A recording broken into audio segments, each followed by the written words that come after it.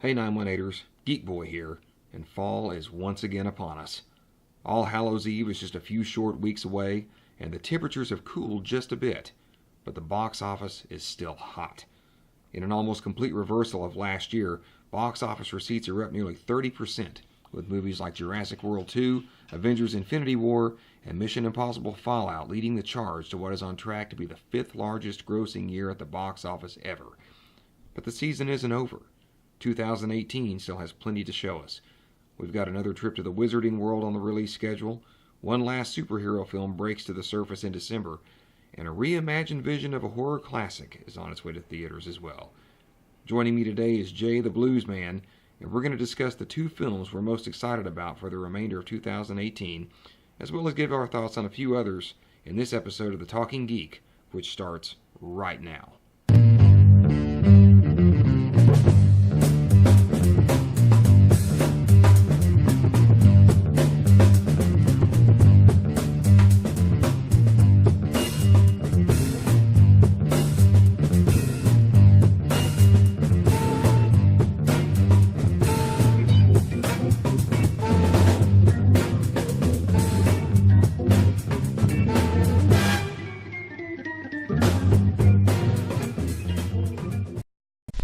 Hey guys, we're back from the break as promised. I am Geek Boy.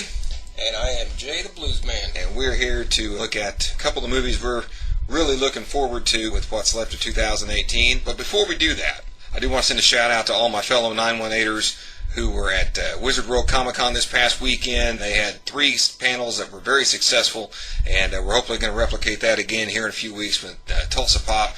You guys did a great job. You're killing it. The second thing is that we're going to talk about on this is Jay and I are going to talk about movies we're anticipating. Okay, we're not trying to make a value judgment on whether these movies are going to be good. We hope they are. The trailers can make a movie look really good. However, what we get sometimes is not what we think we're going to get. Would you agree with that? I would totally agree with that. A very fine example would be Alien Covenant. Yes. We anticipated a huge blockbuster movie, and we saw within our own group a very diverse opinion about it. The last thing before we dive into this is there is no summer movie season anymore. Summer movie season starts January 2nd and runs till December 31st, because, I mean, I'm looking at some of the movies on this list, I'm like, my God, when we were kids, this would be a summer movie. Yeah. You know, this would be a summer movie, you know, with the exception of Halloween, a couple of the others that we're going to talk about. At least late summer. Yeah, at least late summer. So in speaking of that, I'm going to turn this over to Jay because, to be honest, for full disclosure, I think he and I are both anticipating the same movie equally, but to generate more conversation, I'm going to pick a different movie than I probably would say, so I'm going to pass off to him. What is the movie you are anticipating the most in 2018? I'll tell you right now, there's no doubt, hands down, it is Halloween. I knew you were going to say that. I hate to wish the days away, but I wish it was October 19th right now. From the inception that this first came to light last year, that they're going to talk about redoing this iconic movie. I was going to say, and I'm going to enter, when you guys did the horror panel last year, you were not over the moon about this. I was not. I was extremely scared because they didn't have a full script. They didn't know what they were going to do. There's talk about, maybe Carpenter's going to, be on it to assist, and then they were talking about a different director, and I'm like, you guys, you cannot mess this up. And it looks like this engine is hitting on all 8 cylinders, or 12 if you're lucky enough to own one of those. So yes, absolutely fully pumped and excited about Halloween. They've got a second trailer that they've dropped, and the whole trailer features an OG John Carpenter soundtrack. Okay, I'm going to have to go home tonight and check this out. I have not seen it. And again, people that have been working busy, they sneak this stuff in. I watched this trailer and I'm like, this looks freaking amazing. So they got Jamie Lee back. But she looks good. She looks good. And one of the things that I think is going to help this movie is they have totally jettisoned all of the other films continuity-wise, which if they were going to make a good sequel, they probably had to at some point. I agree completely. I think with everything that has happened in the theaters from Halloween in 1978, the family history of this entire legendary character has just gone from one extreme to the other. You can't make sense of it, so the only right call is to jettison everything from 1970. I've even heard they've jettisoned her being related to him. Yes. So, which again, that's great. It brings the mystery back to the shade. Which is cool because you could see in the trailer that they're actually going to touch bases on that. That topic is going to come up, but they're going to, it was just rumored and etc. Yeah. I like that direction. Oh, I do too, because you're going to have some people that haven't followed it as closely as we have to. I thought that guy was her brother. So think about this, just real quick. 1970. We're going to flash back to the continuation from what happened in 1978 and all this dead space. It's going to, and I think it's going to bring this character back to its true origin scariness, and I'm just, like I said, super excited. Kind of like when they had to actually make Freddy Krueger scary again. Yeah, absolutely. So, and if this wasn't enough to whet your appetite, they did just do a screening of the Toronto International Film Festival. Got a standing ovation.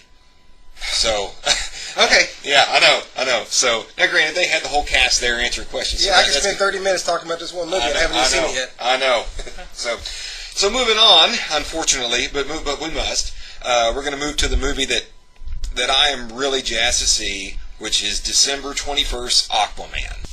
And one of the reasons I'm really jazzed about this movie is because just from the trailers alone and the way he's been depicted in the other DC films he's made appearances in, I just cannot believe that they've taken a character that was basically a joke. That they have essentially done a 30, 40-year rehab of Aquaman's image. I mean, he was even the butt of jokes in the show Entourage, because the guy who was on Entourage was starring, one of the jokes was he was starring in a James Cameron-directed Aquaman, and just the idea of James Cameron directing Aquaman was, funny enough. And I'll be damned with watching this trailer, I'm like, this movie looks pretty goddamn cool. In fact, given the opportunity that they have taken with this character, like you said, to show just how powerful this character is and his abilities, the look of the character is fantastic. What this character is going to be able to do as far as superpowers, I'm excited. I mean, again, you have him controlling the water, everything that he should be able to do, and then being able to communicate with all the animals in the sea. This is fantastic. This is what the franchise needs, I believe, at this point. Absolutely. I mean, well, now have you seen the trailer for Shazam yet? Yes. Okay, now granted, Shazam's a 2019 movie. We're not trying to derail our topic, but how weird is it that two characters that by our modern sensibilities should be corny, which is Shazam and Aquaman, are the two movies that are really may pull DC out of its slump? And the footage they've shown of Atlantis, and that scene, actually what sold me was the scene at the very beginning where they're bullying him at the aquarium. Yeah. And they push him up against the glass and all the sharks, and like, okay, you've got me. Uh-huh. You guys have got me. So Aquaman is definitely one that I'm looking forward to, and that's a great pick, though. And thank you, and I'm also looking forward to it because it was directed by James Wan, who's known for horror films. So it seems like we can't get away from horror films, as we. I just like the fact that these guys are branching out. You got directors that are taking on horror specific type of creations, and then they're challenging themselves, and then you got other ones that went from a different extreme to that sci-fi, and we need that. Don't pigeonhole these guys. I agree. And speaking of directors going in different directions, movie opening today, September 14th, The Predator. It was written by Shane Black, whose very first script was the original Lethal Weapon. The highest grossing film that Shane Black has ever done was Iron Man 3, but that's kind of an outlier. I mean, he had Marvel and Iron Man and Robert Downey Jr. to bolster those returns. So The Predator, if their tracking is correct, looks to be a career best for Shane Black opening wise. I mean, I think right now they're tracking it openware anywhere from between 25 to 30 million, which is okay. I mean, it's not gonna. I don't know where this movie goes from here. I think the budget's around $88-90 million, somewhere around there. 30 million is decent. I don't know if it's a franchise starter or a franchise restarter, maybe as they're looking to. You and I talked about as we were prepping our notes for this. Some of the comedy I've heard can be kind of off-putting from people that have seen the film. Yeah, I got that impression just from watching the trailer. Yeah, which is disheartening. And I hope that doesn't give me a false sense of where this movie's going to be at when I do actually watch it. I don't want to go into that movie with that that mindset, that misconception that it's going to be off-putting. I want to be able to watch it and have that. So I'm going to try to approach it like I do every movie that I go see, is to have a full open mind of, I want to be wowed, I want to be impressed, I want to get what is coming, and we deserve a good Predator movie. Now, so speaking of something we deserve and want to be wowed, and something with preconceptions, something that really has not blown the fan community away are the trailers for Venom up to this point. Okay. So you can imagine my surprise when I again was prepping for this and I saw the number 2 most anticipated movie of this fall season is Venom. And they're looking at opening it anywhere between 65 to 85 million on a budget of around 70, I believe. If someone there knows a good number that hears the podcast, please correct me if need be. But man, that's huge. Potentially extremely huge. I mean, that's just amazing because, again, it's one of those trailers that when I saw, I'm like, I'm not sure this is going to be something that I want. But again, I voiced this opinion to John earlier, that Venom may be the movie that a lot of people want to see right now. If this movie does open this big, because keep in mind, Solo was tracking really big, and it flamed out. I mean, so just because these numbers are tracking doesn't mean it's going to happen, but for the most part, Solo was kind of an outlier. Mostly, studios can look at these tracking numbers and get a fairly good idea of where their film's going to land. I mean, 65 to 85 million is a big $20 million gap, but if your movie only costs 70 million, they're probably going to be fine. You're in the black opening weekend. Yeah, pretty much, for all intents and purposes. But the other thing is, this tells me that the general audience has been way more responsive to these trailers than the fan guys are, because I still think this movie's a bad idea. I couldn't agree more. I'm not impressed with what I'm seeing. I hope to be wowed when I do watch it. I'm definitely one of those fanboys that are, maybe I am too mean. We talked about that this past weekend. We talked about that several times, but and of course I said this was the number 2 most anticipated movie. I'm not going to belabor the number 1. It's Bohemian Rhapsody, in case anyone's asking. Again, not really going to kind of belabor that because that's not kind of the movie we spend a lot of time on here, but it does look intriguing. Next thing up on the schedule that's a no-brainer that we're not going to spend a lot of time on, much probably to Bullets and Brunch's disappointment, is the Fantastic Beast sequel, which opens November 16th, Crimes of Grindelwald.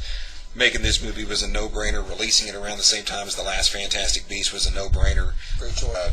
November's a great month. Oh yeah, I mean you're prepping for Thanksgiving, but you got Thanksgiving 2 weeks out, and what are you going to do to fill that time? We're going to go out and see a really cool movie that's coming out a couple weeks in, and you know what? We might actually be able to go see it this weekend on opening weekend, and then the following weekend. Absolutely, numbers are going to be good for this movie. Forgetting the fact that it's a Harry Potter tie-in, it's going to be huge no matter what. I mean, I think the last one made almost $1 billion, like 890, and it didn't have any actors, from the Harry Potter franchise participating in it. They sold the Harry Potter brand the way Marvel sells their brand, and it paid off for them big time. Absolutely. Look for big numbers on this one. I agree. Another one that I think is going to do better than they think is Creed 2, because it's not really a genre movie, but who hasn't seen Rocky and all the other Rockies and Creed? I think it's going to do well. And Michael B. Jordan was already hot to begin with. Then he did Creed and Black Panther, which only elevated his status and his star power. I think this is going to be a big one too. One that I'm not so sure that we really need or have even been asking for is the new Robin Hood movie. We were at Comic-Con last year, and a guy made a really interesting comment, which is sometimes it seems like Hollywood says, by God, we're going to keep rebooting this until you like it. And I kind of feel like that's kind of where we are. I felt the same way about the Tomb Raider reboot. I don't know if it was a good movie or not because I didn't see it, but it's like, by God, we're going to keep rebooting Robin Hood till you learn to like it and go see it. It definitely feels forced. Yeah, definitely, for sure. And again, not that there's not a great Robin Hood movie to be made, but I don't know that audiences are clamoring for one. I mean, I haven't been laying in bed at night going, God, I hope they make another Robin Hood movie. Just my opinion, it might be a really good move to actually move this out of the year and push it to early spring. Yeah, that wouldn't be a bad idea. Put it someplace where it doesn't have a lot of competition. Yep. Because, I see this one going the same way as the King Arthur movie went. I really like King Arthur. I enjoyed it. It was a great movie, but it couldn't find its audience. It could not. And I think it was because it had too much of a crowded release schedule, which this one doesn't. But as you just said, Fantastic Beasts opens the 16th.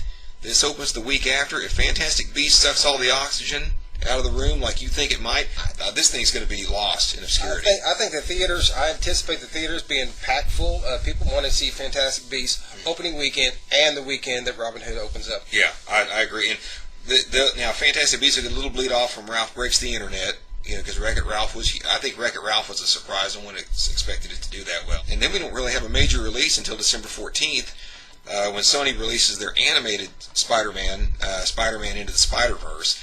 This stars the Miles Morales character as Spider-Man. So again, I've seen a lot of good positive buzz about it. The animation looks good. My thoughts, and I'll get yours on this, with it being an animated Spider-Man, an animated movie that's not Disney or Pixar or stars Shrek or the Minions, I think this thing's legs are limited. I think it'll do well, but I don't think it's going to be a $400 or $500 million picture. Totally agree with you on this. It's going to be a decent filler movie for kids to go out and watch. What they ought to do is move a couple movies up from a later release date on December 21st. Absolutely, because that's the one thing. Again, Aquaman was my choice, but on December 21st we've got Bumblebee, we've got Aquaman, we've got Alita Battle Angel, which, by the way, just looks kind of weird. I hope, it could be great. It could really blow me away, but I don't know that a general audience is ready for a movie like that. We've also got Holmes and Watson, which is a comedy version of Sherlock Holmes, and we've got Welcome to Marwen, which is Robert Zemeckis' new movie. Again, I don't know how that fits in the genre filmmaking, but Robert Zemeckis is known as being a very talented filmmaker, a very groundbreaking filmmaker in some of the stuff he does. But yeah, I think December 21st is way too crowded. I think Bumblebee and Aquaman are going to be competing for the same audience. Speaking of Bumblebee, I was impressed with the trailer that I saw. Oh yes, it looks very good. I mean, aside from the very first Transformer movie that I think pretty much successfully blew everybody's socks off, was a huge hit. Bumblebee looks like it could follow it up and give the audience something to look forward to for that franchise. Because that franchise, I know they're still making movies, but they really haven't been making hits. That is not a healthy franchise. That is a franchise that people are fatigued about. So anyway, I'm with you, and I think Bumblebee also, I think the budget, I think they kept it under $100 million. So again, but if it opens right, it could be a very good, lucrative move for the Transformer franchise. Again, do I think it needs to open with all these other films? Not really. So there you have it, gang. There's our predictions roundup, soothsayings of what we think is going to come in the rest of 2018. Tell you what, we're going to keep track of this, and maybe at the first part of 2019, Jay and I'll have to look back, see how we did. Find out that, Into the Spider-Verse has made $500 million worldwide. I'll be really, really disappointed in myself, not in the film. So that's it. That's all I have. Jay, you got anything? I'm saying if that does happen, I'll make sure to bring the big bottle of barbecue sauce so we can eat that crow with. Damn right, because you need it, because that stuff is tough, it's chewy, and it doesn't go down and very it good. does not taste like Yardbird. It does not, no. Thank you, guys. This is Geek Boy and Jay the Blues Man with Fanboys 918. See you at the movies.